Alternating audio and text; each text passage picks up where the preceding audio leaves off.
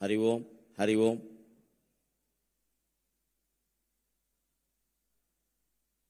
మాతృదేవోభవ.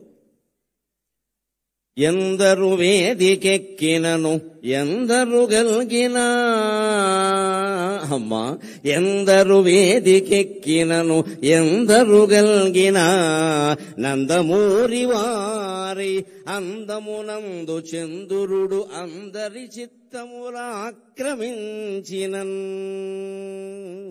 ఎందరు వేదికెక్కినను ఎందరు గల్గిన నందమూరి వారందమునందు చంద్రుడు అందరి చిత్తములాక్రమించినన్. అందరికంటే ముందుగను అమ్మకు మ్రొక్కగా, అందరికంటే ముందుగను అమ్మకు మ్రొక్కగా, మా అమ్మకు మ్రొక్కగా నా మనంబదే తొందర సేయుచున్నది. ఎందరు వేదికెక్కినను ఎందరు గల్గిన నందమూరి వారి అందమునందు చంద్రుడు అందరి చిత్తములాక్రమించినన్. అందరికంటే ముందుగానే అమ్మకు మ్రొక్కగా, మా అమ్మకు మ్రొక్కగా నా మనంబదే తొందర పెట్టుచున్నది. ఏదో విడదీయగరాని బంధమై.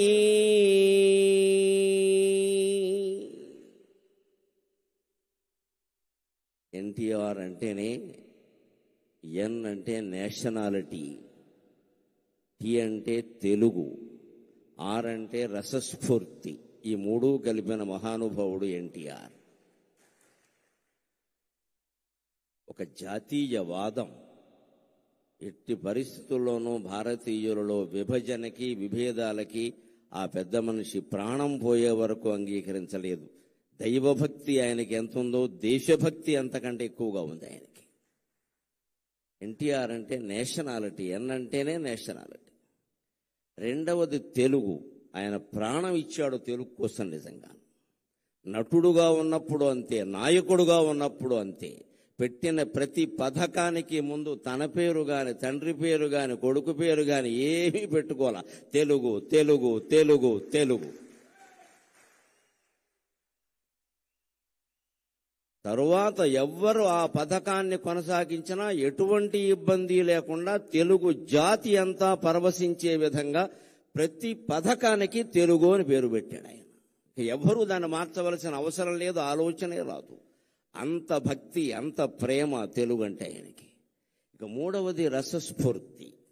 ఇది చాలా మందికి తెలియదు. అందరూ నటులు కాలేరు, అందరూ కవులు కాలేరు, పండితులందరూ వక్తలు కాలేరు, పండితులందరూ అవధానులు కాలేరు. రకరకాలు, కొందరు అవుతారు, కొందరు అవ్వరు. కారణం రసస్ఫూర్తి తెలియకపోవడం. నేను ఇన్ని పుస్తకాలు చదివాను అంటే ఉపయోగం ఏం లేదు. నువ్వు దాన్ని జనంలోకి పంపడానికి ఏ టెక్నిక్, ఏ సాంకేతికత, ఏ నైపుణ్యం అవలంబించావు అన్నది ఎన్టీఆర్ సినిమాలు చూస్తే చాలు మనకు అర్థమైపోతుంది ఖచ్చితంగా. అద్వితీయమైన సంభాషణలు. మామూలుగా ఇప్పటి నటులెవరూ పలకలేరు. బహుశా అసలు వెనకాల ఉంటే తప్ప. నవఖండ భూమండలాధిప మకుట తట ఘటిత మణిగణ నీరాజిత నిజపాద పంకేరుగుండనే అన్నాలంటే ఇప్పుడు వాళ్ళకి వారం రోజులు కావాలి. తర్వాత ఉపవాసం కూడా వస్తుంది. రాసిన వాడు చావాలి, డైరెక్టరు చావాలి, వీడికి రాదీని. ఈ లోపు ఏమన్నా పిలిపించాలి. ఇటువంటి సంభాషణలు పేజీల కొద్దీ ఉండే వాటిని ఆ మహానుభావుడు ఒక్కసారి చూసి, నేను చెబుతా, మీరు అక్కడ కూర్చోండి, కాస్త టీ తాగండి అని చెప్పి ఆయన టీ తాగేలోగా ఈయన కంఠస్థం చేసి మొత్తం చెప్పేసేవాడండి. అది ఎన్టీఆర్ అంటే, అది ఎన్టీఆర్ అంటే. ఆ రసస్ఫూర్తి. నీకు విద్య తెలియగానే ఉపయోగం లేదు. ఇవాళ యువతరం ప్రత్యేకంగా నేర్చుకోవాలి. నేను బీటెక్ చదివా, ఎంటెక్ చదివా, ఏదో చేశాను కాదు. నీ విద్యని జనంలోకి పంపించే విధానం నీకు తెలియాలంటే ఎన్టీఆర్ నటించిన ఒక్క సినిమా చూసినా నీకు ఉద్యోగం వస్తుంది. ఖచ్చితంగా నీకు ఉద్యోగం వస్తుంది. ఒక ఇంటర్వ్యూలో ఎలా మాట్లాడాలి, ఒక ప్రజాసభలో ఎలా మాట్లాడాలి, మైకు ముందుంటే ఎలా మాట్లాడాలి, మైక్ ఏమీ లేకపోతే ఇంట్లో తలుపేసి అర్ధాంగితో మాట్లాడితే ఎలా మాట్లాడాలి, దేనికి దానికి తేడాలు ఉంటాయి. అవన్నీ ఎన్టీఆర్ సినిమా చూస్తే తెలుస్తే ఎంత ఆశ్చర్యకరంగా ఉంటుందో. అది రసస్ఫూర్తి. రాముడు కృష్ణుడు వేయడానికి ఆయనకంటే ముందు లేరా, ఆయనకంటే తరువాత లేరా, కానీ ఆ పాత్రలని జనంలో ముద్ర పడిపోయేలా చేయగలిగాడు అంటే రామునిలో ఉండే రసస్ఫూర్తిని, కృష్ణునిలో ఉండే రసస్ఫూర్తిని, ప్రతినాయక పాత్రల్లో ఉండే కూడా రసస్ఫూర్తిని జనానికి అందించగలిగిన ఏకైక నటుడు ఎన్టీఆర్. ఏకైక నటుడు ఎన్టీఆర్. ఆయన దేశభక్తి గుండెల్లో ఆయన నిండా ఉండబట్టే ఆయనకి దొరికిన మొట్టమొదటి చిత్ర అవకాశం పేరు మన దేశం. మన దేశం. ఎంత ఆశ్చర్యం. ఎవరినైనా మీరు నటించిన మొదటి సినిమా చెప్పండి అంటే మట్టి కొండ అని చెబుతాడు ఎవడో ఒకడు. అంతకంటే ఉంటుంది. ఆయనకి ఆ ఛాన్స్ రావడమే గొప్ప. కాబట్టి ఆయన అంతరాత్మ ఎంతగా దేశం గురించి ఘోషించింది అంటే ఆయనకి మొట్టమొదటి పోలీస్ అధికారిగా అవకాశం వచ్చిన సినిమా కూడా మన దేశమే. నువ్వు దేశం కోసం పుట్టావు, నువ్వు దేశం కోసం పుట్టావు అని వారి తల్లిదండ్రులు వారిని ఆదేశించినట్టుగా వారికి మన దేశం అనే సినిమాలో మొట్టమొదటి అవకాశం వచ్చింది.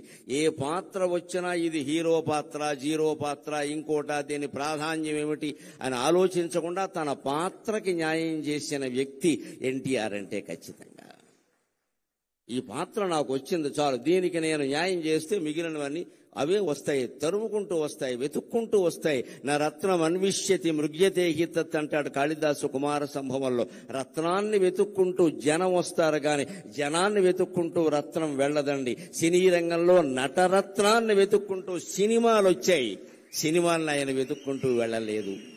ఇవాళ యువతరం ఎన్టీఆర్ నుంచి నేర్చుకోవలసింది ఉద్యోగ అవకాశాలు మిమ్మల్ని వెతుక్కుంటూ రావాలి, మీరు వాటిని వెతుక్కుంటూ వెళ్ళడం పెట్టండి. యధవ కర్మ అంటారు దీన్ని. నీ దగ్గర ప్రతిభ ఉంటే నీ దగ్గరికి ఉద్యోగం వస్తుంది ఖచ్చితంగా. ఇప్పటికి మీరు ఇండియన్ ఎక్స్ప్రెస్ పేపర్ చూస్తే బుధవారం నాడు ప్రత్యేక ప్రకటనలు ఉంటాయి, మామూలు ఉండవు. ఉద్యోగం కావాలి, నిరుద్యోగులు కావాలి, ఉద్యోగస్తులు రండి అనే ప్రకటనలు ఉండవు. ఇండియన్ ఎక్స్ప్రెస్ బుధవారం పేపర్లో ప్రత్యేకంగా ఎలా ఉంటుంది అంటే, మేము రిటైర్ అయ్యాం, లేకపోతే మధ్యలో ఉద్యోగాలు మానేసాం, మాకు ఇప్పుడు ఉద్యోగం కావాలి, మాకు ఉద్యోగం ఇవ్వగలిగిన వాడు రండి అని వేస్తాడు ప్రకటన. వాడి దగ్గరికి వచ్చి కాళ్ళ దగ్గరికి వస్తారు, మా సంస్థలోకి రండి, మా సంస్థలోకి రండి అని. అది ప్రతిభ. ఆ స్థితి మళ్ళీ సంపాదించుకోగలగాలి ఖచ్చితంగా. మాకు ఉద్యోగం కావాలి, ఇవ్వగలిగిన వాడు రండి, మా ప్రొఫైల్ ఇది, నేను ఇంత జీతంతో ఉన్నా, ఇప్పుడు ఎందుకో బయట తిరుగుతున్నా, నాకు కావాలంటే వస్తారు, మీరు మాకు కావాలని. అటువంటి ప్రతిభను యువతరం సంపాదించుకోవాలంటే ఎన్టీఆర్ లాగా దైవభక్తి ఉండాలి, దేశభక్తి ఉండాలి, భాషానురక్తి ఉండాలి, అన్నిటికీ మించి రసస్ఫూర్తి ఉండాలి. అది మనం ఎన్టీఆర్ నుంచి నేర్చుకోవాలి ఖచ్చితంగా. మన దేశమున పాదమోని, మన దేశం అనే చిత్రంతో ఆయన రంగప్రవేశం చేశారు. అక్కడి నుంచి ఆయన నటించని పాత్ర లేదు. అన్ని రంగాలకి సంబంధించిన అన్ని పాత్రల్లోనూ నటించారు. మన దేశమున పాదమోని నట పద్మశ్రీ పురస్కారియై ఘన పౌరాణిక తత్వ జానపద సంఘశ్రేష్ఠ చారిత్రక ప్రణుతింగాంచిన పాత్రలన్నిటినీ ఘన పౌరాణిక తత్వ జానపద సంఘశ్రేష్ఠ చారిత్రక ప్రణుతింగాంచిన పాత్రలన్నిటినీ ఔరాయంచు మెప్పించితీవు అనఘా స్వర్గమునేలు పాత్రగొనినావా రమరాయ ప్రభో.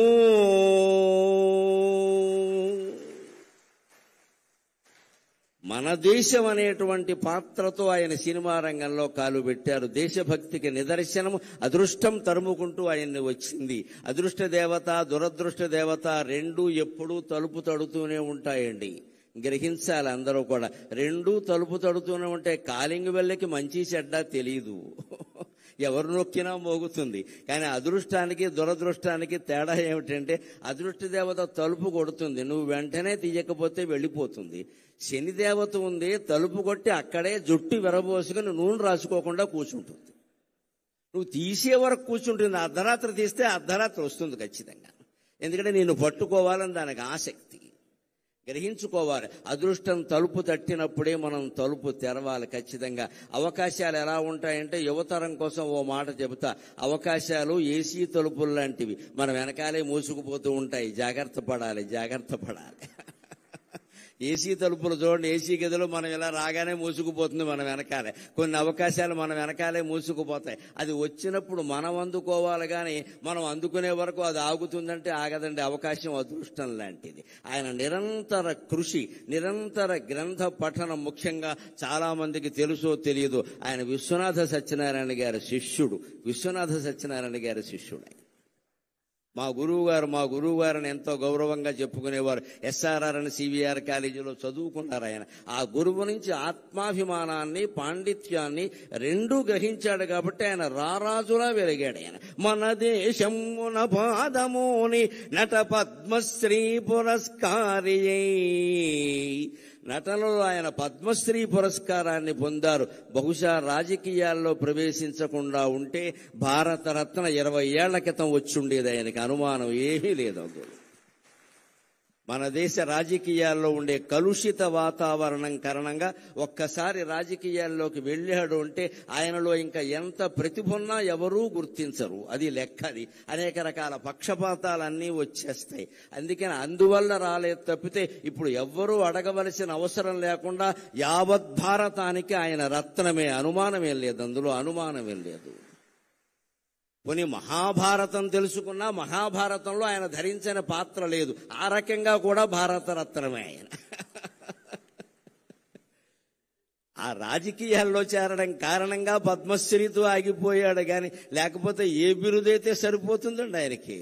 కానీ అది చాలు ఆయన నటన వైభవానికి. అదే నాకు పద్మశ్రీ వచ్చి 2022 మార్చి 21వ తేదీన నేను పద్మశ్రీ ఎందుకున్నాక నరేంద్ర మోడీ గారు నన్ను పలకరించడానికి వచ్చినప్పుడు నేను ఎంత ఆనందం పొందాలి అంటే, నేను అభిమానించే మహానటుడికి వచ్చిన పద్మశ్రీ ఈనాడు నాకు వచ్చింది కదా అనుకున్నాను. నేను ఈనాడు నాకు వచ్చింది కదా అనుకున్నాను. అంత ఆశీర్వచనం, అంత అభినందన ఉద్దేశ్యం కలిగిన వాడు ఆయన. ఆయన అభినందన అంటే ఆశీర్వచనమే, ఆయన ఆశీర్వచనం అంటే అభినందనే, వేరే ఏమీ ఉండదు. నేను ఒక గొప్ప ఉదాహరణ నన్ను ఆయన ఆశీర్వదించింది జరిగింది కొద్దిసేపట్లో చెబుతాను. సినిమా భాషలో చెప్పాలంటే త్వరలో విడుదల అన్ని ముఖ్య కేంద్రాల్లో.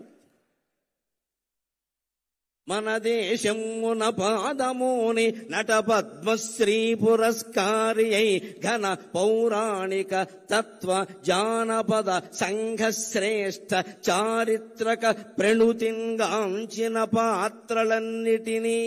పౌరాణిక పాత్రల్లో ఆయన వెయ్యని పాత్ర లేదు. నాయక పాత్రలు, ప్రతినాయక పాత్రలు అన్నీ దున్నేశాడు. అనుమానమేం లేదు. ఇంకా అసలు అవి పైగా మామూలుగా వెయ్యడం కాదు, అభిరుచి కొద్దీ వెయ్యడం కాదు. వేస్తే ఆయనే వెయ్యాలి, ఇంకెవడూ పనికిరాడన్నంత ఇదిగా వేశాడు మహానుభావుడు నిజంగా. ఇందాక వేద పండితులు అటు ఇటు నుంచుని వేదం చదివారు. గమనించండి, రావిపాటి సత్యనారాయణ గారికి వచ్చిన పుణ్యప్రదమైన ఆలోచనకి నేను చేతులెత్తి నమస్కారం చేస్తున్నాను వారికి. అక్కడ సరిగ్గా శ్రీకృష్ణుడి యొక్క చిత్రం పెట్టారు. రామారావు గారు శ్రీకృష్ణ పాత్ర ధరించింది, ఇలా చక్రం ధరించి ఉన్నది పెట్టారు. నిజంగా వేదం చదువుతూ ఉంటే ఉండవలసిన చిత్రం అదే. నిజంగా సరిగ్గా వేదం చదువుతుంటే అటు సగం మంది ఇటు సగం మంది నిలబడ్డారు. చూడండి ఖచ్చితంగా. అది ఏమిటంటే లలితా సహస్రంలో చెబుతారు కదా, ద్విజపంక్తి ద్వయోజ్వల, ద్విజపంక్తి ద్వయోజ్వల అంటారు. అమ్మవారి యొక్క పళ్ళ వరస 32 పళ్ళు ఏమిటంటే కింద 16 పైన 16 కదా. అలాగ వేదం చదివేటువంటి పండితులు అటు 16 మంది ఇటు 16 మంది నిలబడి వేదం చదివినట్టుగా నీకుండే 32 పళ్ళు ప్రకాశిస్తున్నాయమ్మా అని ద్విజపంక్తి ద్వయోజ్వల అని చెబుతారు లలితా సహస్రంలో. అంతటి దృశ్యాన్ని వేళ పద్మశ్రీ ఎన్టీఆర్ కల్చరల్ అసోసియేషన్ వారు సత్యనారాయణ గారి నాయకత్వంలో మనకు ఎలా చూపించారు అంటే, ఎన్టీఆర్ శ్రీకృష్ణుడిగా కనిపించేలా చేసి అటు ఇటు ద్విజపంక్తి ద్వయోజ్వల అనేటువంటి దృశ్యాన్ని మనకి సాక్షాత్కరింపజేశారు. నిజంగా మన సంస్కృతిని నిలబెట్టుకోవాలంటే ముందు వేద పండితుల్ని పిలవాలి, వేదస్వస్తి చేయించాలి, కనీసం 5-10 నిమిషాలైనా చేయించాలి. సంప్రదాయం తెలిసిన వాడిని కాబట్టి చెబుతున్నా, ఏవైనా అశుభాలు మీ ఇంట్లో జరుగుతాయి జాతకం ప్రకారం అనేటువంటి అనుమానం మీకు ఏదైనా ఉంటే 4 ఘనపాఠ్యాలను పిలిపించి హాల్లో వేదస్వస్తి చెప్పించండి అమ్మా. అశుభం జరగనే జరగదు, అశుభం జరగనే జరగదు, అన్నీ శుభాలే జరుగుతాయి. వేదం అంత గొప్పది. వేళ దాంతో మనం సభని ప్రారంభించుకున్నాం. ఆ వేదానికి మూలమైన, వేదంతో ప్రారంభమైన శాస్త్రాలు, కావ్యాలు, పురాణాల్లో ఉండే పాత్రలన్నీ అవలోడనం చేసుకుని ఆ మహానుభావుడు పౌరాణిక పాత్రల్లో నటించాడు. తత్వవేత్తల పాత్రలు, పోతులూరి వీరబ్రహ్మేంద్ర స్వామి గారి పాత్ర ఎలా నటించాడు? నా భూతో నా భవిష్యతి, మరొకడు చెయ్యలేడు అన్నట్టుగానే నటించాడు ఆయన. గౌతమ బుద్ధుడు లాంటి పాత్రలన్నీ వేశాడు. రామకృష్ణ పరమ వివేకానందుడు లాంటి పాత్రలన్నీ వేశాడు. అలాగే ఇక జానపదం, ఆయన్ని కాంతారావు గారిని చెప్పుకున్నాకే ఎవరినైనా చెప్పుకోవాలి. ఆ రోజుల్లో మేము అభిమానులుగా ఊరేగే సందర్భాల్లో ఏ మాట వచ్చినా చెక్కడో వదలడో, కదలడో వదలడో, చెక్కడో దొరకడో, ఇదే గొడవ. అన్ని ఆయన సినిమాలే, మా భాష నిండా ఆ సినిమాలే ఖచ్చితంగా. చెక్కడు, దొరకడు, కదలడు, వదలడు, అన్ని గులీబ కావడి కథ, అన్నీ ఇంకా మొత్తం జానపద చిత్రాలు, రాజులకు సంబంధించిన చిత్రాలన్నింటిలోనూ ఆయనే మహారాజుగా, సేవకుడు దగ్గర నుంచి మహారాజు వరకు అన్ని పాత్రలు వేశారు. సంఘశ్రేష్ఠ సాంఘిక పాత్రల్లో కూడా తక్కువ తినలేదండి ఆయన. చిరంజీవులలో ఆయన పాత్ర ఎటువంటిది నిజంగా, ఆ గుడ్డివాడుగా నటించడం అనేది మరొకటికి సాధ్యమయ్యే విషయమా? ఉమ్మడి కుటుంబం, తల్లా పెళ్ళామా, కోడలు దిద్దిన కాపురం లాంటి సినిమాలు ఎటువంటివి? ఈవేళ మళ్ళీ యువతరానికి, కొత్తగా పెళ్ళైన వాళ్ళకి తల్లా పెళ్ళామా అనే సినిమా చాలా అవసరం. ఈవేళ మళ్ళీ వస్తే బాగున్న సినిమా అనిపిస్తుంది. కోడలు దిద్దిన కాపురం కూడా చాలా అవసరం. ఈవేళ కోడళ్ళు కాపురాలు దిద్దట్లేదు, కంప్యూటర్లో దిద్దుకుంటున్నారు కూర్చొని ఇక్కడ. అందుకని కోడలు దిద్ది, ఇవాళ ఉమ్మడి కుటుంబాలు లేవు, అన్ని మడి కుటుంబాలు, దడి కుటుంబాలు, విడి కుటుంబాలే. అసలు కుటుంబం ఎక్కడుంది? పోయింది, టొంబం మిగిలింది ఇక్కడ.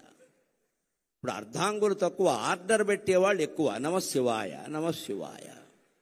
అర్ధాంగం ఎందుకంటే ఆర్డర్ పెట్టడానికి, నేను ఆర్డర్ పెట్టుకుంటా, నీకేమో ఆర్డర్ పెట్టమంటా అంతే. మీకు ఇంకా గుంటూరులో కాపురాలు ఏమైనా ఉన్నాయేమో కానీ మాకు హైదరాబాద్లో కాపురాలు లేవు. హైదరాబాద్లో కాపురం చేస్తున్న దంపతులు కాదు, స్విగ్గీ జొమాటో, అది వాళ్లే కాపురం చేస్తారు. స్విగ్గీ భార్య, జొమాటో భర్త, ఇందులో వీళ్ళకి 2 పిల్లలు ఉంటారు. ఒకళ్ళు పొటాటో, ఒకళ్ళు టొమాటో. మగపిల్లలు కాస్త గట్టిగా ఉంటారు కాబట్టి పొటాటో, ఆడపిల్లలు మెత్తగా ఉంటారు కాబట్టి టొమాటో అంతే. స్విగ్గీ జొమాటోలు కాపురం చేస్తున్నాయి కానీ పిల్లలు ఎవరు కాపురాలు చేయట్లేదని హైదరాబాద్లో. ప్రతిరోజు ఆర్డర్ పెట్టడమే. ఆర్డర్ పెట్టడానికి పెళ్ళి ఎందుకండి? పని లేక కంప్యూటర్ ఉంటే చాలు ఇక్కడ. అలా తయారైన మన సమాజానికి ఇవాళ రామారావు గారు నటించిన ఉమ్మడి కుటుంబం, తెల్లా పెళ్ళామా, కోడలు దిద్దిన కాపురం, రైతు బిడ్డ లాంటి సినిమాలు మళ్ళీ రావాలండి. మళ్ళీ రీ రిలీజ్ రైతు బిడ్డ సినిమా ఇప్పుడు మళ్లీ విడుదలైతే ఆయన నాగలి పట్టుకుని భుజం మీద ఉన్న దృశ్యం చూస్తే మళ్లీ గుంటూరు జిల్లా నుంచి అమెరికా వెళ్లిన వాళ్ళందరూ వచ్చి వ్యవసాయం చేస్తారండి. నాకు ఆ నమ్మకం ఉంది ఖచ్చితంగా. మగాడంటే ఎలా ఉండాలరా, మనిషి అంటే ఎలా ఉండాలరా అని చెప్పి అమెరికా వెళ్లిపోయిన వాళ్ళందరూ వచ్చి వ్యవసాయం చేస్తారండి ఖచ్చితంగా. సినిమాల ప్రభావం సామాన్యమైనది కాదండి. సినిమా చాలా పవర్ఫుల్ మీడియా, చాలా శక్తివంతమైన ప్రసార సాధనం. అది దాన్ని ప్రజా సంక్షేమం కోసం, దైవభక్తి పెంచడానికి, దేశభక్తి పెంచడానికి ఉపయోగించుకున్న మహానటుడు ఎన్టీఆర్. ఆయన స్వార్థం కోసం ఆయన నటించలేదు, ప్రజల్లో విలువలు పెరగడానికి నటించారు. అందుకే ఇందాక సత్యనారాయణ గారి ప్రసంగంలో మీరు విన్నారు. వాళ్ళు అసోసియేషన్ పెట్టాక ఆయన్ని పిలిచి సన్మానం చేస్తే, ఏమిటయ్యా అసోసియేషన్, ఊరికే సినిమాలు చూస్తూ కూర్చుంటారా, ప్రజలకు ఏమైనా చేయండి అన్నట్టే. సమాజానికి ఏమైనా చేయండి. నన్ను పొగుడుతారు, ఊరికే నా సినిమాలు చూడడం బోళ్ళు మంది ఉన్నారు చూసేవాళ్ళు, సమాజానికి ఏమైనా చేయండి. ఈ మాట ఎవడంటాడండి? నిస్వార్థంగా ఉన్నవాడు మాత్రమే అనగలగడమ్మా.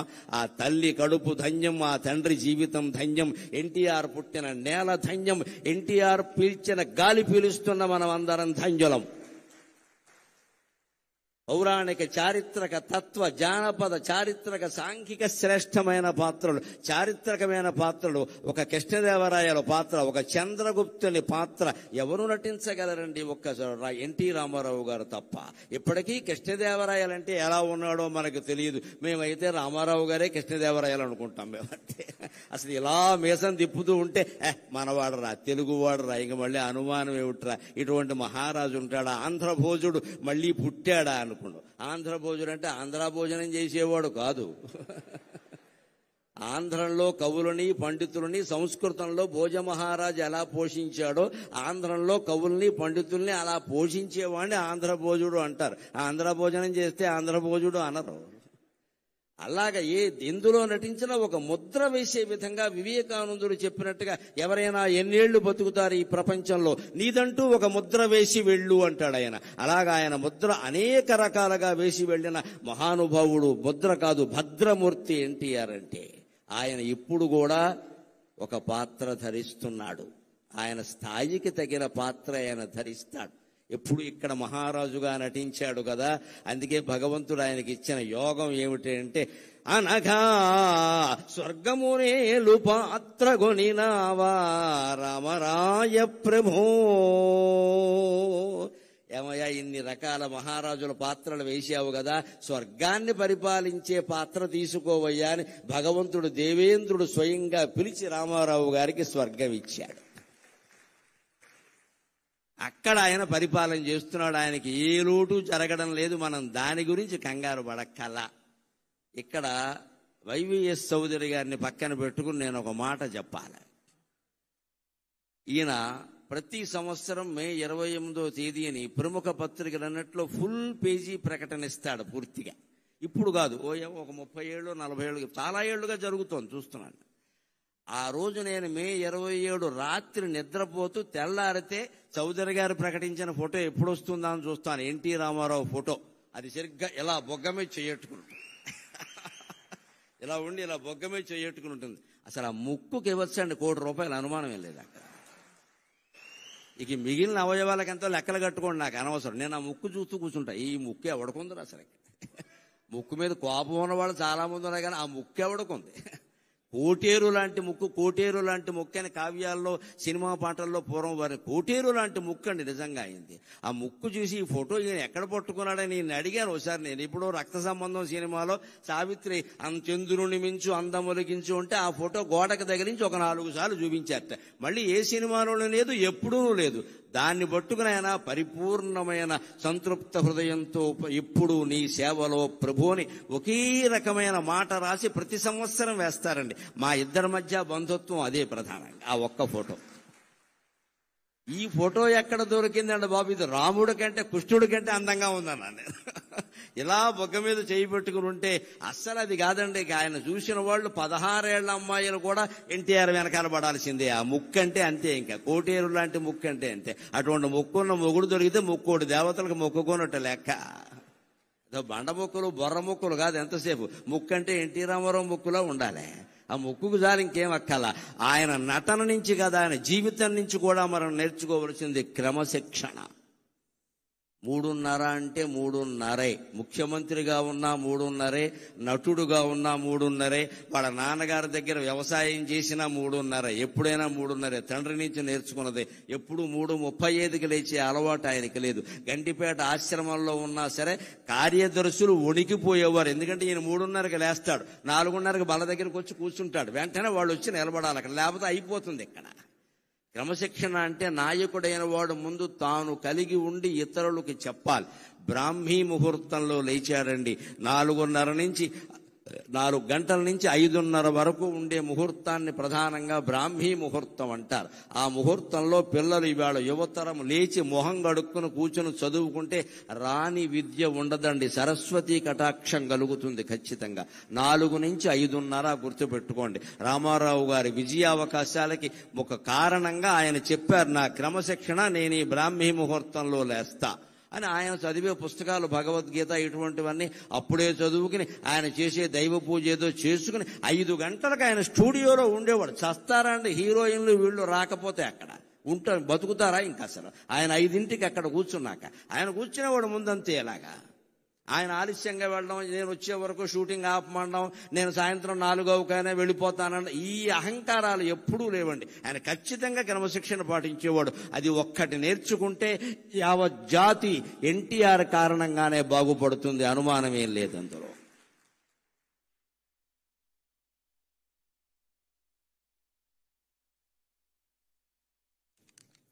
ఆయన ధరించిన పాత్రలలో వైవిధ్యాన్ని గురించి ఒక్క మాట చెబుతాను నేను. విద్వాంస్తుష్ట పద్యమేకం దదాతి అంటారు. మాబోటి పండితులకి నిజంగా హృదయం ఆనందమైతే మాటలు రావు, పద్యాలు వస్తాయి.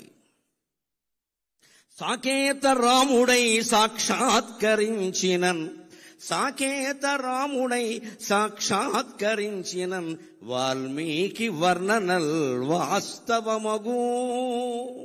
సాకేత రాముడై సాక్షాత్కరించినన్, వాల్మీకి వర్ణనల్ వాస్తవమగు. శ్రీకృష్ణుడౌచు వశీకరణము జేయ, శ్రీకృష్ణుడౌచు వశీకరణము జేయ, వ్యాసుండు నిన్ను చూడవచ్చు నిజము.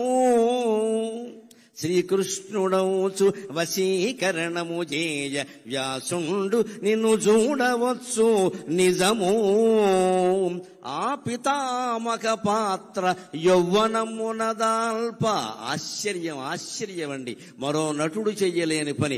40 ఏళ్ల లోపు వయస్సులో ఆయన 250 సంవత్సరాల వయస్సుండే భీష్ముడు పాత్ర ధరించాడు. ఇప్పటి హీరోలు తెలుసుకోవాలి, ముసలి పాత్ర ధరిస్తే నా ఇమేజ్ పడిపోతుందనే దరిద్రపు ఆలోచన రానియకూడదు. నటుడంటే అన్నీ చెయ్యాలి. భీష్ముడు పాత్ర, ఆ పాత్ర ధరించింది. నేను అనుకున్నా ఏదో పెద్ద వయస్సు వచ్చిందేమో అనుకున్నా, రాలేదు. 40 ఏళ్ల లోపు వయస్సులో 257 సంవత్సరాలు జీవించినటువంటి భీష్ముడి పాత్ర ధరించడం, ఒప్పించడం, మెప్పించడం అంటే సామాన్యమా? భీష్ముడు మళ్ళీ పుడితే సాధ్యమవుతుంది ఆ విషయం. అది అటువంటి పాత్ర ధరించాడు ఆయన. ఆ పితామక పాత్ర యవ్వనమునదాల్ప, గంగమ్మకు పుత్ర శోకము తీరే. ఆ పితామక పాత్ర యౌవనమునదాల్ప, గంగమ్మ పుత్ర శోకము తీరే. రాయలై చిత్ర సామ్రాజ్యము నేలుచో, రాయలై చిత్ర సామ్రాజ్యము నేలుచో, అష్టదిగ్గజ కవులు అవని దిగిరి. రాయలై చిత్ర సామ్రాజ్యము నేలుచో, అష్టదిగ్గజ కవులు అవని దిగిరి. మంచి పాత్రలు ధరించి మంచి వారి మంచి మరింత పెంచు ధీమంతుడీవు. ఆయనలో 2 కోణాలు ఉన్నాయి, గమనించండి. 2 మేలే చేశాయి. మంచి పాత్రలు ధరించి మంచి వారి మంచి మరింత పెంచు ధీమంతుడీవు. చెడ్డ పాత్రలు ధరించి చెడుగునైన మంచిగా మార్చివేయు పెన్మాయవేవో. రాముడు పాత్ర వేస్తే వాల్మీకి దిగి వచ్చి నేను రామాయణంలో ఎలా వర్ణించానో అలా ఉన్న రాముడు ఎన్టీ రామారావు ఒక్కడే అని ఆనందిస్తాడు, అనుమానమేం లేదు ఇక్కడ.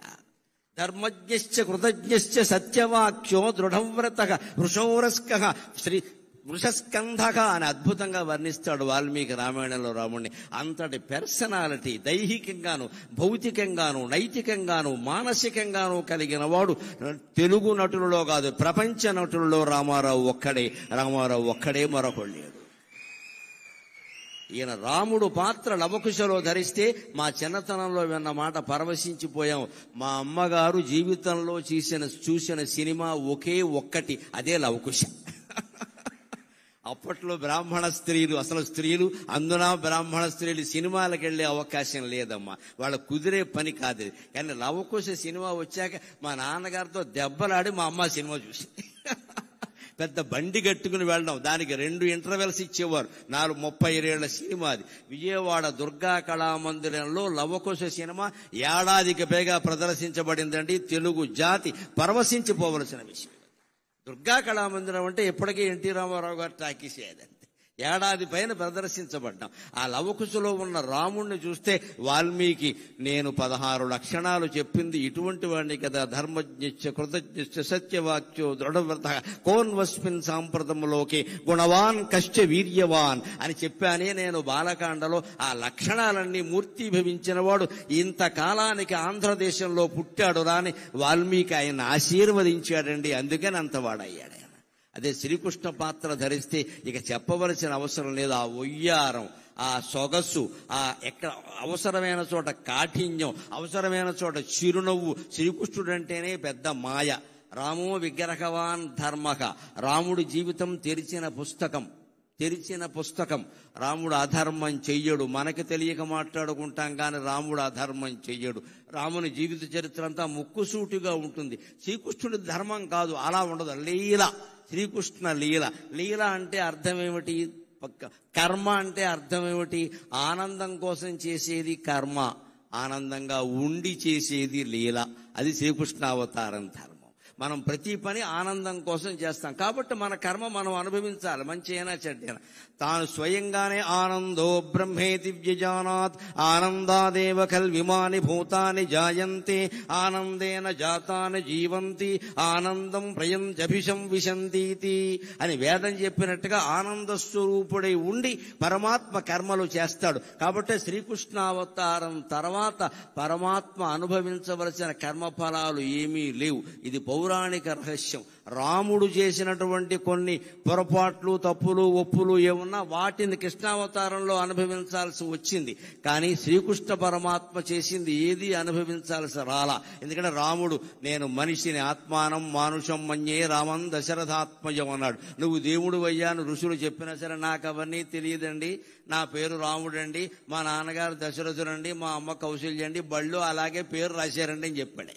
నేను మనిషిని, నేను మానవుడిగానే పుట్టాను. మానవుడిగా ఉండి ధర్మాన్ని ఎలా గెలిపించాలో ఆ ప్రయత్నం అంతా నేను చేస్తాను. ఓడిపోతే ఓడిపోతానన్నాడు రాముడు. రాముడు ధర్మానికి ప్రత్యేక. శ్రీకృష్ణుడు ధర్మం కాదు, అధర్మం కాదు, లీలకి ప్రత్యేకంగా. అంటే అసలు శ్రీకృష్ణుడు చేసిన పని మంచో చెడ్డో గ్రహించడానికి మన బుర్ర సరిపోదు. దాన్నే లీల అంటారు ఖచ్చితంగా. అది మళ్ళీ వ్యాస భాగవతం చదివితేనే అర్థమవుతుంది ఖచ్చితంగా. అటువంటి లీలామానుష వేషధారి పాత్ర ధరించడం చాలా కష్టం. రాముడు స్ట్రైట్ ఫార్వర్డ్, ముక్కుసూటిగా ఉంటాడు. ఆ నేచర్, ఆ స్వభావం ఉన్నవాళ్ళు ధరించేయచ్చు, అభ్యంతరం లేదు. కానీ కృష్ణుడు పాత్ర ధరించడం చాలా కష్టం. సత్యభామ కాళ్ళు పట్టుకున్నది కృష్ణుడే. రుక్మిణి చేత, తల్లి సత్యభామ చేత రుక్మిణి కాళ్ళు పట్టించింది కృష్ణుడే. ఇంత నేర్పుండాలంటే మరొకడికి సాధ్యమా? ఆయన ఒక్కడే ఆ పాత్ర ధరించాడు ఖచ్చితంగా. అలాగే శ్రీకృష్ణ పాత్రకు పైగా ప్రత్యేకత ఏమిటంటే కర్షతీతి కృష్ణ అంటారు. అయ్యా వారిని కూర్చోబెట్టండి, వేద పండితులు ఎక్కడొకటి కూర్చోబెట్టండి. కర్షతీతి కృష్ణ అంటారు. ఆకర్షించడమే కృష్ణుని యొక్క ప్రధాన లక్షణం. కొన్ని కోట్ల మందిని ఆకర్షించాడు ఆయన ఒక్కసారిగా. మళ్ళీ అంతగా తెలుగు జాతిని కాదమ్మా, యావత్ సినీ జగత్తుని ఆకర్షించిన వాడు ఎన్టీఆర్ ఒక్కడే. ఆ 3 అక్షరాలు ఏదో ఓంకారంలో ఉండే అకార ఉకార మకారాల్లాగా, ఐం హ్రీం శ్రీం అనే మంత్రాక్షరాల్లాగా ఎన్టీఆర్ అనే అక్షరాలు తెలుగు జాతిని పరవశింపజేసాయి మొత్తం మీద. అంత ఆకర్షణ శక్తి ఉన్నవాడు కాబట్టి ఆయన కృష్ణ పాత్ర వేయగలిగాడు. మనకి తెలియకపోవచ్చు కానీ ఏదో ఒక ఉపాసన లేకుండా అటువంటి పాత్రలు వేయడం సాధ్యం కాదండి. ఆయన రాముడు కృష్ణుడే కాదు, పౌరాణిక చిత్రాల్లో ఏ పాత్ర ధరించినా ఉపవాసం ఉండేవాట ఖచ్చితంగా. మాంసాహారం తినేవాడు కాదు, అలవాటైన మనిషి అయినా తినేవాడు కాదు, నేల మీదే పడుకునేవాడు. ఆయన ఇష్టదైవమైన వెంకటేశ్వర స్వామిని ధ్యానించేవాడు. ఆ కారణంగా ఆయనకు అనుగ్రహం పుష్కలంగా కలిగింది. ఆ పాత్రలో ఆయనే జీవించాడు.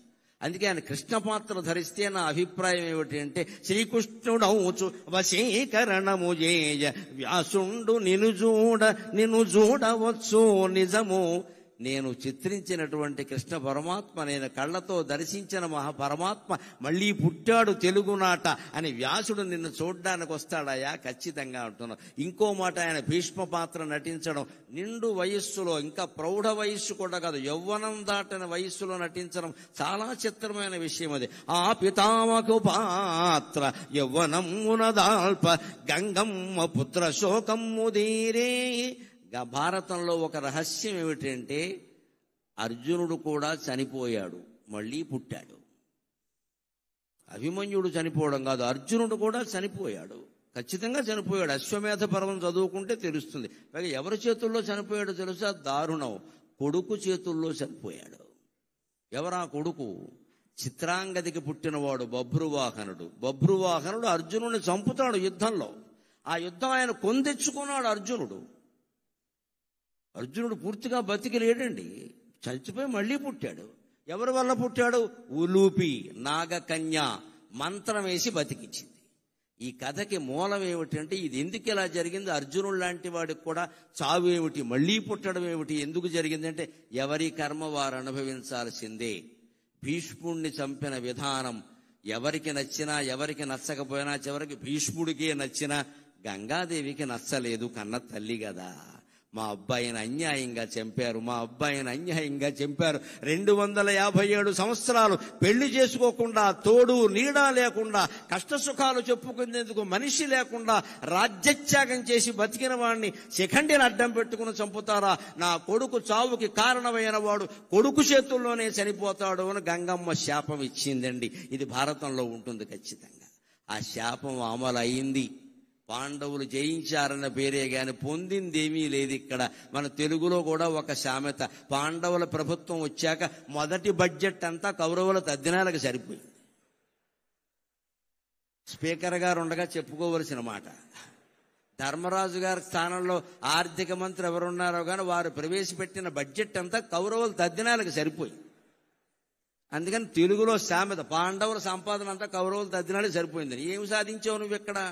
ఊరికే గెలిచామన్న పేరు. కానీ అది కూడా అశ్వమేధ పర్వం వచ్చాక మళ్ళీ అశ్వమేధ యాగం చేద్దామని అర్జునుడు బయలుదేరితే అనేక రాజ్యాలకి పంపిస్తారు. అశ్వమేధం లవకుశలో కూడా ఉంది, తెలుసును కదా, పంపిస్తారు.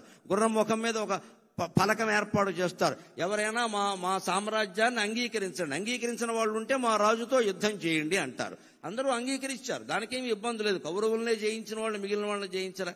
బభ్రువాహనుడు పాపం వినయ సంపన్నుడు, ఒక్కొక్కడు కష్టాలు కొని తెచ్చుకుంటాడు. అర్జునుడు అంటే అలా ప్రవర్తించాడు. అక్కడ కర్మ, ఎందుకంటే గంగమ్మ శాపం, ఆ బుద్ధి అలా పనిచేసింది. బుద్ధి కర్మానుసారని ఆయన ఎదురొచ్చాడు. తండ్రిని తెలుసు, చిత్రాంగదగా పుట్టాడు ఆయన. తండ్రిని తెలుసు, నాన్నగారు మీరు వచ్చారు సంతోషం, మీతో నాకు యుద్ధం ఏమిటి, ఇదిగో మంగళహారతి బళ్ళెం పట్టుకుని నేను వచ్చాను, నా రాజ్యమే మీది, మీరు పరిపాలించుకోండి హాయిగా అంటే అర్జునుడు నోట వచ్చిన మాట ఏమరాయ్, క్షత్రియ పుత్రుడివి కాదురా, యుద్ధం చేయకుండా లొంగిపోతున్నావా, నువ్వు నా కుమారుడని చెప్పుకుందుకు నాకు అవమానం ఉందిరా, దా యుద్ధానికి రా అన్నాడు. పనిగట్టుకుని తెచ్చుకున్నాడు. వాడు భయంకరమైన యుద్ధం చేశాడు. 2 దెబ్బలతో అర్జునుడు లేచిపోయాడు. అది లెక్క. కాలం కర్మం కలిసి రాకపోతే అర్జునుడైనా ఒకటే, మరెవరైనా ఒకటే ఇక్కడ. అందుకని మన ఇష్టం వచ్చినట్టు మాట్లాడకూడదు. ఎప్పుడు యుద్ధం చేసే సమయాలు వేరు, సంధి చేసే సమయాలు వేరు చేసుకోవాలి. అలా బభ్రువాహనుడి చేతిలో చనిపోవడానికి కారణం గంగమ్మ శాపం. ఆ గంగమ్మ భీష్ముడు చనిపోయినప్పుడు పడిన బాధ మళ్ళీ ఎప్పుడు పోయి ఉంటుంది అంటే ఎన్టీ రామారావు గారు భీష్ముడుగా నటించిన తర్వాత పోయి ఉంటుంది ఖచ్చితంగా. మా అబ్బాయి మళ్ళీ పుట్టాడు, ఎంత అందంగా ఉన్నాడు మా అబ్బాయి మళ్ళీ పుట్టాడు, తెల్లగడ్డంతో కూడా ఎంత అందంగా ఉన్నాడు మా అబ్బాయి అని గంగాదేవి చాలా సంతోషించి ఉంటుంది. రాయలై చిత్ర సామ్రాజ్యము నేనుచో అష్టదిగ్గజ కవులు అవని దిగరే. ఆయన శ్రీకృష్ణదేవరాయలై మహామంత్రి తిమ్మరసులో గాని, తెనాలి రామకృష్ణ చిత్రంలో గాని అనేక చిత్రాల్లో కృష్ణదేవరాయల పాత్ర ధరించి ఇలా అని ఒక్కసారి ఈ ఎడమ చెయ్యి మీసం మీదకి వెళ్ళింది అంటే తెలుగు జాతి మొత్తం పరవశించిపోయే సన్నివేశం అండి. అది చిత్రాలుగా తయారు చేసి మన ఇళ్లలో పెట్టుకుని మన పిల్లలకి చెప్పాలి, మన జాతి అంటే ఇదిరా, కృష్ణదేవరాయలు పరిపాలించిన భూమిరా ఇది, మరో రకంగా ఉండకూడదురా, మన భాషను మనం కాపాడుకోవాలని చెప్పడానికి ఇవాళ కృష్ణదేవరాయలు లేడు. కానీ ఎన్టీ రామారావు కృష్ణదేవరాయలు వేసిన బొమ్మ మీ ఇంట్లో పెట్టండి, మీ పిల్లలకి చెప్పండి, భాష మిగులుతుంది, భగవంతుడు మిగులుతాడు. అంతటి ప్రేరణ. ఇంకా ఆయన జీవితంలో ఒక వైవిధ్యం ఏమిటంటే, మంచి పాత్రలు ధరించి మంచివారి మంచి మరింత పెంచు ధీమంతుడీవు. రాముడు వేసిన, కృష్ణుడు వేసిన, భీముడు పాత్ర వేసిన, భీష్ముడు పాత్ర వేసిన వారిలో ఉండే మంచితనాన్ని మరింత బాగా చూపించారు. ఎప్పుడు శాస్త్రంలో ఒక మాట ఉంటుంది, అర్థవాదం అంటారు. మన పురాణాలన్నీ అర్థవాదం ప్రకారమే ఉంటాయి. అర్థవాదం అంటే ఏమిటంటే ప్రజల చేత ఏ పని చేయించాలో దానికి కాస్త నమ్మకాలు అన్ని జోడించి ఘాటుగా చెప్తారు, నాటుకునేలా చెప్తారు. అది పూర్తిగా నిజం కాదు, అది అర్థవాదం. దాని పేరే అర్థవాదం, సగమే నిజమని. కానీ ఎందుకు చెబుతారు అంటే, ఒకడు దుఃఖపడుతున్నాడు, వాడు దుఃఖం పోవాలి.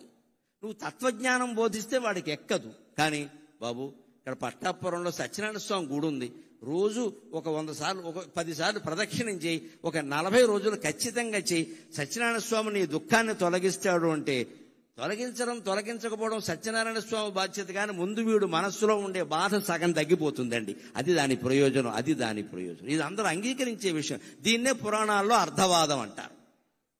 అది పూర్తిగా మోక్షాన్ని ఇవ్వదు, జ్ఞానాన్ని ఇవ్వదు, కానీ మనిషి దుఃఖాన్ని ఉపశమింపజేస్తుంది. మనం రోగంతో బాధపడుతున్నప్పుడు మందులు వాడుతున్నా తగ్గకపోవచ్చమ్మా, కానీ ఆత్మీయులైన వారు ఎవరన్నా వచ్చి పలకరిస్తే తగ్గినట్టుగా ఉండట్లా. వాళ్ళు వెడుతుంటే, అత్తయ్య రాక వచ్చావు, కాసేపు కూర్చో, 2 మాటలు మాట్లాడు, నీతో మాట్లాడుతుంటే నాకు తగ్గినట్టుగా ఉంది అని అనిపించట్లేదండి. అదే అర్థవాదం. ఆ అర్థవాదం ప్రకారం ఎలా ఉంటుందంటే, మీరు మంచి చేయించాలి అంటే మంచి మనిషిలో ఉండే మంచిని పెంచండి, బాగా పెంచండి. ఇంకొంచెం మీరు అబద్ధం చెప్పినా ఏం పర్వాలేదు, పురాణాల్లో లేనిది చెప్పినా తప్పేం లేదు, సమాజం బాగుపడటం కోసం చెప్పాం. అలాగే చెడ్డ పాత్రల ప్రభావం సమాజం మీద లేకుండా ఉండాలి అంటే, ఆ పాత్రల్లో ఉండే చెడుని వీలైనంత తొలగించి మంచి చూపిస్తే సమాజం బాగుంటుంది, సమాజం బాగుంటుంది. ఇది రామారావు గారి ఉద్దేశం. ఆయన మంచి పాత్రల్లో ఉండే మంచిని పెంచేశాడు. చెడ్డ పాత్రలు ధరించి చెడును కూడా మంచిగా మార్చి పెన్మాయవీవు.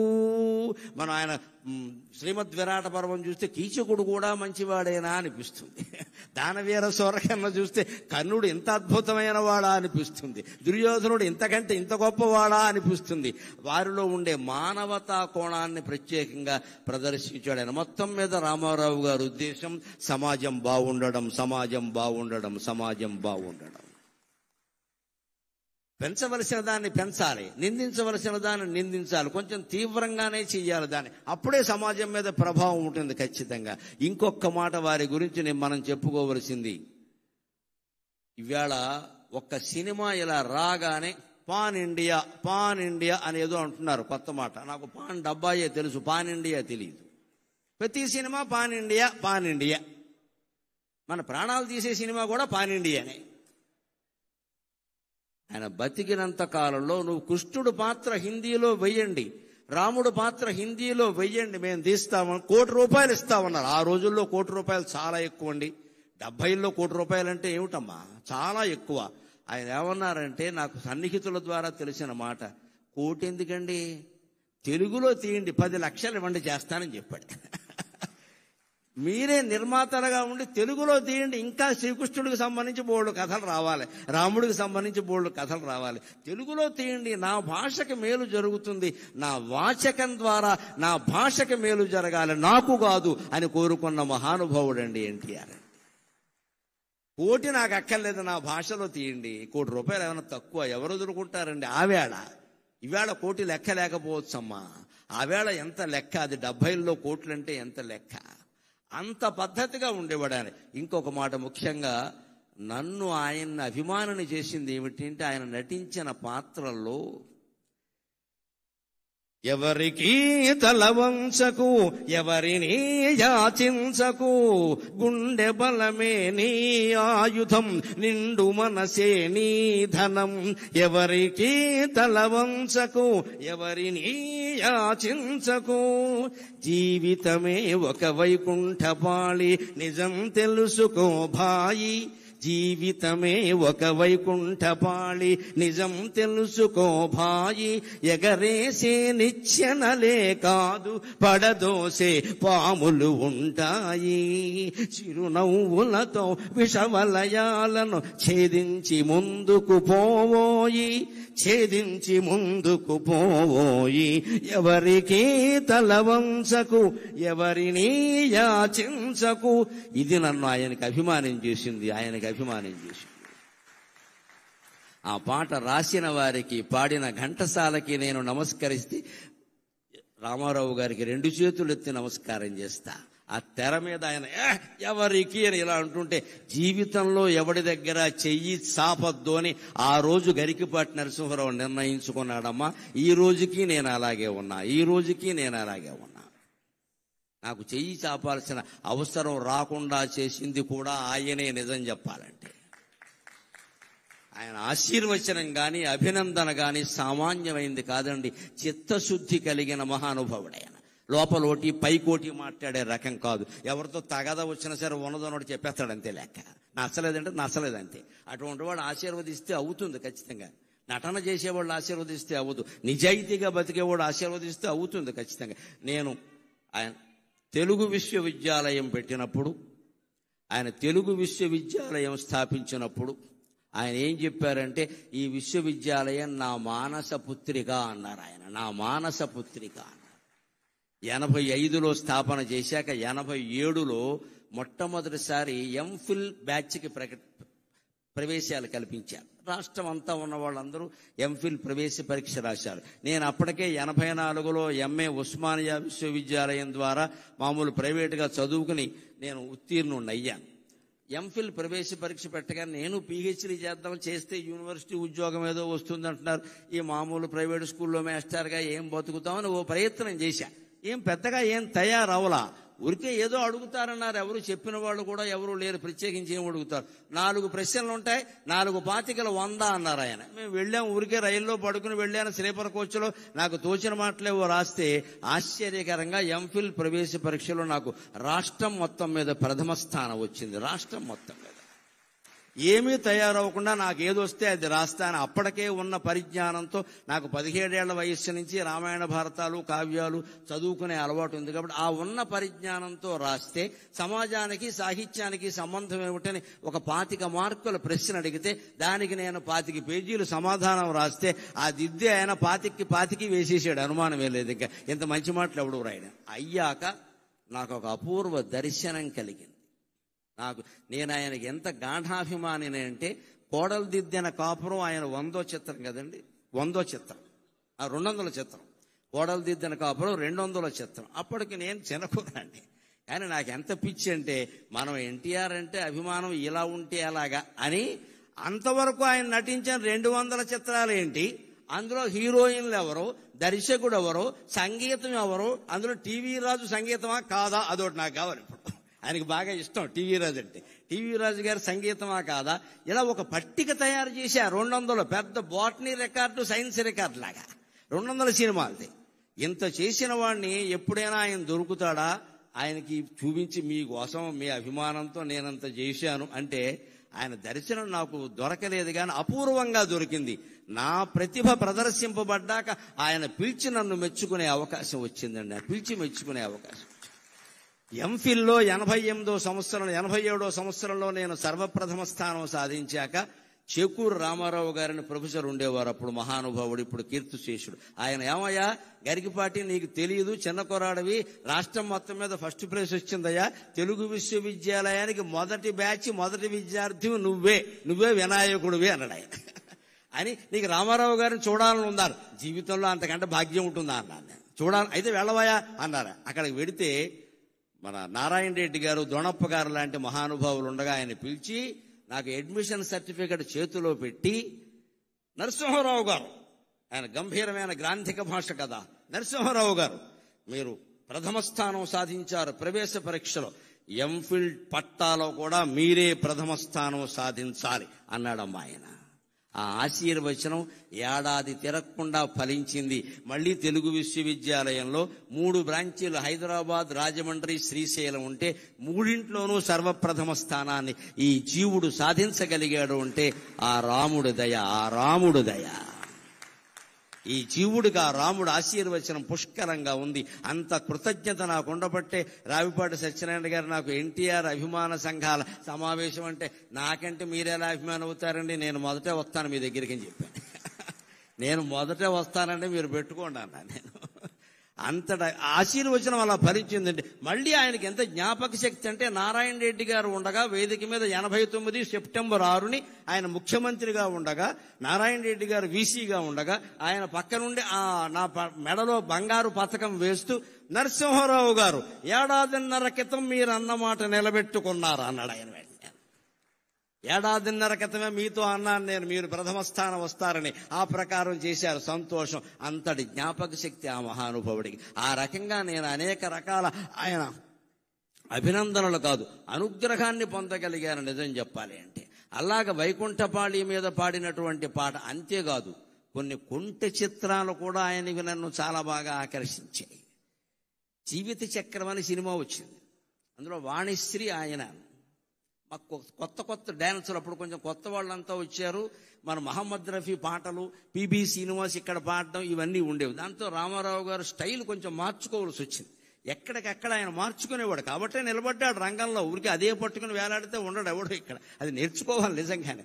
ఆ జీవిత చక్రం సినిమాలో వాణిశ్రీతో కలిసి ఆయన డాన్స్ చేస్తారంటే మామూలు పాట కాదు అది. కళ్ళల్లో కళ్ళు పెట్టి చూడు ఓ లమ్మి, కళ్ళల్లో కళ్ళు పెట్టి చూడు అని ఎగురుతాడండి. తాడేపల్లిగూడెం కృష్ణా బాలాజీ టాకీస్లో ఆ సినిమా చూస్తూ కుర్చీ మీద ఎగిరిన వాళ్ళలో నేను ఒకడిని.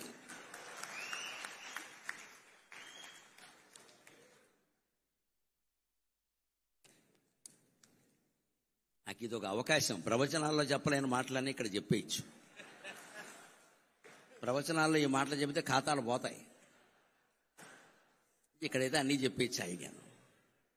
తాడేపల్లిగూడెం కృష్ణా బాలాజీ టాకీస్లో జీవిత చక్రం సినిమా చూడడం కోసం కాలేజీ గడుతున్నామని ఇంటి దగ్గర అబద్ధం చెప్పి 8:30కే వచ్చేసి అక్కడ రిజర్వ్ టికెట్ కోసం చెయ్యి విరగొట్టుకున్న వాళ్ళు నేను ఒకన్నాను. కృష్ణా బాలాజీ టాకీస్, ప్రభాత టాకీస్ అని 2 ఉంటాయి. అందులో సినిమాలు వస్తే మాకు కోపంగా ఉంటుంది. వెంకట్రామ టాకీస్, విజయ టాకీస్ ఉన్నాయి. అవి కొత్త టాకీసులు, అందులో రావాలని కోరుకుంటాం. కానీ ఈ సినిమా అందులో ఇచ్చా. అయినా సరే మా ఇంటి ఓడో, పైగా మా పశ్చిమ గోదావరి వాళ్ళు ఎన్టీ రామారావు అనరండి, ఎంటి ఓడో అంతే లెక్క. మా ప్రేమ మాది. మా ఇంటి ఓడో మా సినిమా ఏంటి, చెయ్యి ఉంటే ఉంటుంది, పోతే పోతుంది అని అందరూ నుంచున్నాం అంతే. అలాగా నుంచుని నిలబడి కళ్ళల్లో కళ్ళు పెట్టి చూడు అని సీట్ ఎక్కి ఎగిరేసిన వాళ్ళు నేను ఒక. అలాంటి సరదా డాన్సులు కూడా ఆయన అద్భుతంగా చేసేవాడు అండి, అనుమానమే లేదు ఎక్కడ. అలాంటి పరిస్థితుల్లో అంతేకాదు, ఇంకొక మాట మనం ప్రత్యేకంగా చెప్పుకోవాలి. నేను ఒక 15 ఏళ్ల క్రితం అక్కినేని నాగేశ్వరరావు గారి అశీతి మహోత్సవంలో పాల్గొన్న 80 ఏళ్ల పండుగ. అప్పుడు గుమ్మడి గారు ఉన్నారు. సరే, అక్కినేని, నాగార్జున వీరందరూ కుటుంబ సభ్యులు అందరూ వచ్చారు. అప్పుడు నేను వేదిక ఎక్కుతుంటేనే రవీంద్ర భారతిలో గుమ్మడి గారు, నరసింహారావు గారు మేము మీ పద్యాల కోసం వచ్చాం అన్నారు. సరేనండి, మిమ్మల్ని సంతోష పెడతానులేండి అన్న. నేను వేదిక ఎక్కాక నాగేశ్వరరావు గారు ఉండగా, నేను ఈ సభకి రావడానికి కారణం ఏమిటంటే నాగేశ్వరరావు గారికి క్షమాపణ చెబుదామని వచ్చాను నేను అన్నాను. ఆయన కూడా ఆశ్చర్యపోయి చూశాడు. ఏం నాకు చెప్పే క్షమాపణ అంటే, మేము మా రామారావు గారి మీద ప్రేమతో మీ పోస్టర్ల మీద పేడ వేసామండి, అందుకని చెప్పడానికి వచ్చాను. మా అభిమానాలు అలాగే ఉండేవి, అనుమానం. ఎందుకంటే మా కోపం ఏంటంటే, మా బాధ మాకు ఉంటుందండి. అభిమానం అంటే అభిమానమే, ఇంకా అక్కడ ధర్మాధర్మాలు ఉండవు అక్కడ. పైగా మా వయసు ఏంటి, 70 ఏళ్ళ, 20 ఏళ్ళు కూడా లేవు. మేము మా రామారావు గారు కృష్ణుడు వేశాడు. శ్రీకృష్ణ విజయం అని సినిమా ఎంఎస్ రెడ్డి గారు తీశాడు, కౌముది ఆర్ట్ పిక్చర్స్. రామారావు గారు కృష్ణుడు, మహోదరుడు అని విలన పాత్ర ఎస్వి రంగారావు వేశాడు. ఒక చిన్న నాట్యం కోసం ఎల్వి జయలక్ష్మిని పిలిపించారు, స్వర్గాన్ని నుంచి దించినట్టు. జయలలిత సత్యభామ వేసింది, దేవిక రుక్మిణీదేవి పాత్ర వేసింది, కాంతారావు గారు నారదుడు వేశాడు. ఇంత గొప్ప క్యాస్టింగ్ ఉండే సినిమా ఆడకుండా పోయింది. మరి మాకు కడుపు అండదా? ఎందుకని? దసరా బుల్లుడు కారణంగా పోయింది. అప్పుడు దసరా బుల్లోడు వచ్చింది సంక్రాంతికి. దసరా బుల్లోడు కారణంగా మా సినిమా ఆడలేదు. అది నాగేశ్వరరావు గారు అయితే, నాగలోకపతి అయితే మా సినిమా ఆడలేదు. మా బాధ మాది. అందుకని మాకు ఎలా ఉండేదంటే పేట చేసేవాళ్ళం అంతే. అందుకని నేను మొహమాటం లేకుండా తర్వాత ప్రవచనాలన్నీ మొదలు పెట్టాక తప్పు ఒప్పుకుంటే పాపం పోతుంది కదా, ఎందుకు వచ్చింది అని నాగేశ్వరరావు గారి సన్మాన సభలో నేను ఇది ఎందుకు వచ్చానంటే మీకు క్షమాపణలు చెప్పడానికి వచ్చానండి. రామారావు గారి మీద అభిమానమే తప్పితే మీ మీద మాకేమి ద్వేషం లేదండి. మీరు మహానటులు, దానికే ఉంది. కానీ మా కోపంతో మేము చేసేవాడిని. నిజం చెప్పారు కదండి, ఇంకెందుకు ఉంటాయి పాపాలండి అన్నాడు ఆయన. పైగా అప్పుడు ఆయన చెప్పారు, మా అభిమానులు తక్కువ వాళ్ళు ఏం కాదండి, వీళ్ళిద్దరూ కొడుకు తెచ్చారు లోకంలో, మేమిద్దరమే దెబ్బలాడుకోలేదండి, మా అభిమానులు రకరకాలుగా ఉన్నారన్నారు. ఎప్పుడు మహానటుల గురించి మనం ఏదో అనుకుంటాం కానీ ఎన్టీఆర్, ఏఎన్ఆర్ ఎప్పుడు సూర్య చంద్రుల్లాగా తెలుగు సినీ ఆకాశంలో వెలుగుతూనే ఉంటారండి, వెలుగుతూనే ఉంటారు. సూర్య రశ్మి ఎంత అవసరమో చంద్రకాంతి అంతే అవసరం కదా. ఆ ఇద్దరు అలా వెలుగుతూనే ఉంటారండి. ఆయన సభలో ప్రత్యేకించి నేను ఈ విషయం చెప్పేసరికి ఆయన చాలా ఆనందించారు ప్రత్యేకంగా. ఇక ఇప్పుడు ఒక 10 నిమిషాల్లో ఆయన రాజకీయ జీవితాన్ని గురించి కూడా మాట్లాడతాను నేను. నటుడు నాయకుడై ఆంధ్ర వట విటపము, నటుడు నాయకుడై ఆంధ్ర వట విటపము, ఊడలునంగ జగమెల్ల ఊగజేయ. నటుడు నాయకుడై ఆంధ్ర వట విటపము, ఊడలునంగ జగమెల్ల ఊగజేయ. విశ్వరూపము చూపిన విశ్వనటుడు, నటుడు నాయకుడై ఆంధ్ర వట విటపము, ఊడలునంగ జేయంగ, ఊడలునంగ జేయంగ, ఊడలునంగ జగమెల్ల ఊగజేయ. విశ్వరూపము చూపిన విశ్వనటుడు, తెలుగు వెలుగౌ, తెలుగు వెలుగవుచు ఒక వెలుగు వెలిగి, తెలుగు వెలుగవుచు ఒక వెలుగు వెలిగినతని, తెలుగు వెలుగవుచు ఒక వెలుగు వెలిగినతడు. తెలుగుకే వెలుగుగా ఒక వెలుగుగా మిగిలిన మహానుభావుడు నటుడు నాయకుడు అయ్యాడు. ఆ రోజు 83లో ఆయన రాజకీయ రంగ ప్రవేశం చేసి వెడుతుంటే ఒక సందర్భంలో నేను విన్నాను, నా కళ్ళతో చూడకపోయినా ఈయనకి ఇంత దీక్ష ఉంటుందా అనుకున్నాను. అన్నం తినేవాడు కాదు, సో ఆ చైతన్య యాత్రలో అన్నం తినేవాడు కాదు, కానీ ఆరోగ్యం చెడగొట్టుకోలేదండి. రామారావు గారి నుంచి ఈ యువతరం నేర్చుకోవాలి.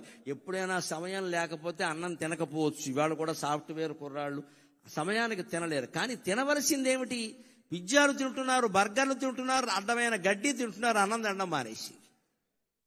రామారావు గారి నుంచి నేర్చుకోవాలి. అంత చైతన్య రథయాత్ర చేస్తూ మహానుభావుడు కుమారుడు హరికృష్ణ సారథ్యం చేస్తుంటే వెళుతూ ఆయన దారిలో ఆగవలసి వస్తే భోజనము కుదరదు అనేవాడు. మరి ఏం కుదురుతుంది అంటే కుంచెడు వేరుశెనగ గుళ్ళు పట్టుకురమ్మనేవాడు. కుంచెడు మళ్ళీ సరిపోవు, ఇక్కడ కొంచెం వేరుశెనగ గుళ్ళు, ఉడికించిన వేరుశెనగ గుళ్ళు పట్టుకొచ్చాక బెల్లం అది కేజీ ఉండాల్సిందే లెక్క.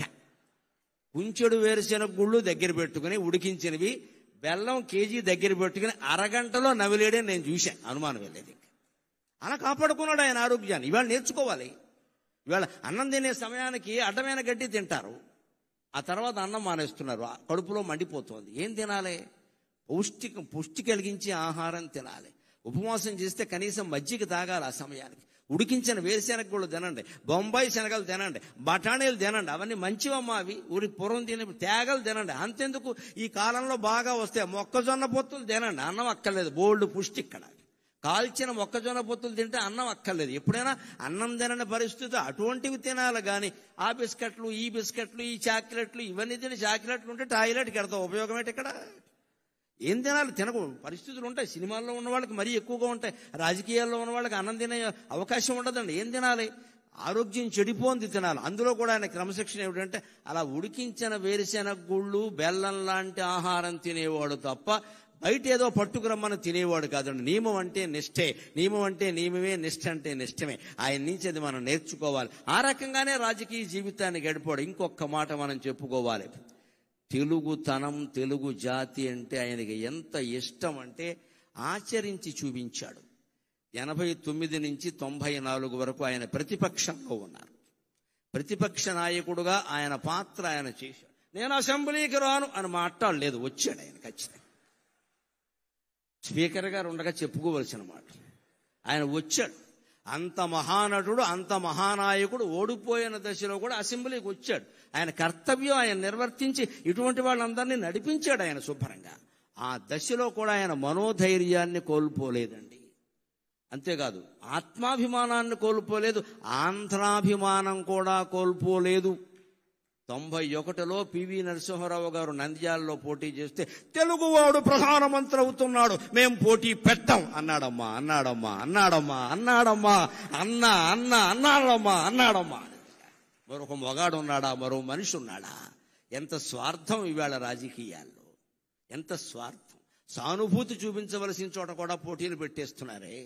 ఆయన శుభ్రంగా ఆయన నిలబడితే పివి నరసింహారావు గారి పరిస్థితి వేరుగా ఉండేది. చాలా కష్టం నెగ్గడం అది. అందులో సానుభూతి ఉంది ప్రజలకి.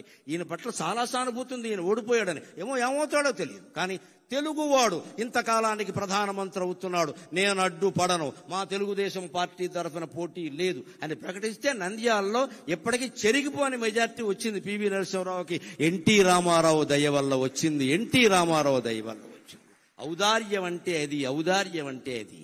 ఆయన సంచలనాలు చేశాడు, సరదాలు చేశాడు. సంచలనాలు చేశాడు, సరదాలు చేశాడు. రాజకీయాల్లో ఉండగా నిజంగా కార్టూనిస్టులందరికీ రోజు మ్యాటర్ దొరికింది అంటే ఎన్టీ రామారావు దయ్యానండి.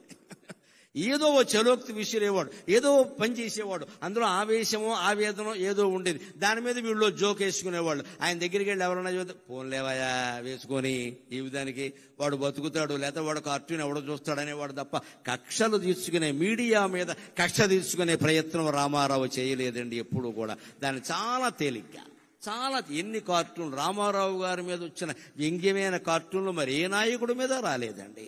ఈనాడు శ్రీధర స్వతంత్రించి ఎంత సరదాగా వేసేవాడు, అవన్నీ సరదాగానే తీసుకున్నాడు ఆయన. అంతేకాదు ఇంకొక మాట చెప్పుకుని మనం సెలవు తీసుకుందాం.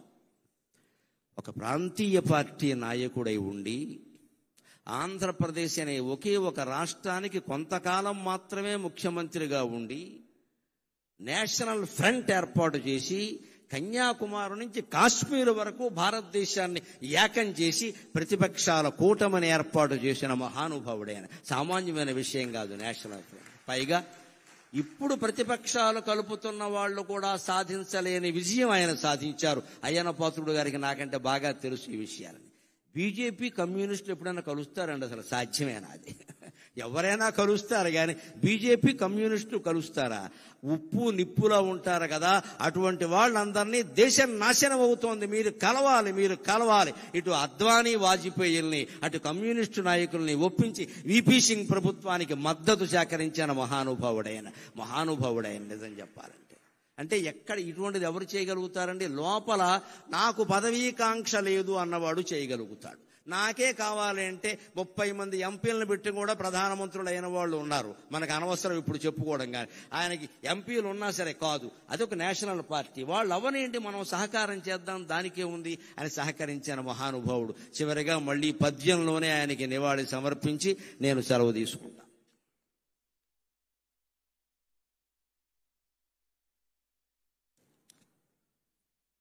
విశ్వఖ్యాత నట ప్రపంచ. రామారావు గారి సంతోషించాలి అంటే మంచి సమాస ధాటితోనే ఉండాలి పద్యం. తేలికైన మాటలతో చెబితే ఏమయ్యా గరికిపాటి ఇలాంటి పద్యం చెప్పేవాడు రాత్రి కల్లోకి వస్తాడు ఆయన. అందుకని మంచి సమాస ధాటితోనే ఉండాలి పద్యం ఖచ్చితంగా. విశ్వఖ్యాత నట ప్రపంచ విభవావేశ స్వభావ ప్రభావ అశ్వోద్ధూత సమస్త చిత్ర పరిషత్ హరాగ్రహారం మగున్. విశ్వఖ్యాత నట ప్రపంచ విభవావేశ స్వభావ ప్రభావ అశ్వోద్ధూత సమస్త చిత్ర పరిషత్ హరాగ్రహారం మగున్. ఏ శ్వానములు అవేమి వాగుకొనని ఈ సింహము ఆ సింహమే. ఏ శ్వానములవేమి వాగుకొనని ఈ సింహము ఆ సింహమే. శశ్వచ్ఛాంతిని రామరాయుడుగను. శశ్వచ్ఛాంతిని రామరాయుడుగను. స్వర్గమునందు అంతటన్. ముగిస్తూ నేను ఆనందించే ఒక్క మాట ఏమిటంటే, 2021లో నా కాలికి గండపెండేరం వేస్తే బెంగుళూరులో దాని మీద ఒక బిరుదం రాశారు. విశ్వవిఖ్యాత అవధాన సార్వభౌమ అని రాశారు. నేను అనుకున్నాను ఇది కూడా ఎన్టీ రామారావు గారి అనుగ్రహమే అనుకున్నా.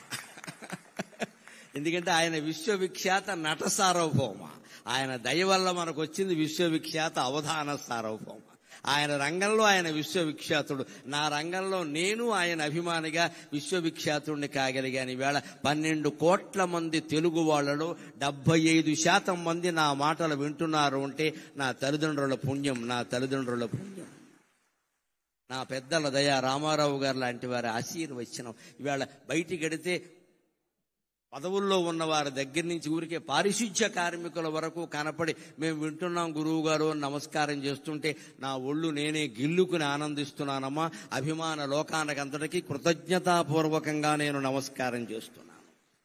నచ్చిన జాలు మీకు వదనంబులు విచ్చిన జాలు, నచ్చిన జాలు మీకు వదనంబులు విచ్చిన జాలు, సాహితీ సచ్చరితంబు పాడుటకు జన్మములెత్తెదా వెనవేలు. నచ్చిన జాలు మీకు వదనంబులు విచ్చిన జాలు, సాహితీ సచ్చరితంబు పాడుటకు జన్మములెత్తెదా వెనవేలు. ఏమిచ్చిన ఈయకున్న మనసిచ్చిన జాలును, ఏమిచ్చిన ఈయకున్న మనసిచ్చిన జాలును. భారతీ కృపన్ పచ్చగనుండు, భారతీ కృపన్ పచ్చగనుండు. ఇంక సెలవా, ఇంక సెలవా, ఇలువాకిలి చూచుకోవలెన్. స్వస్తి.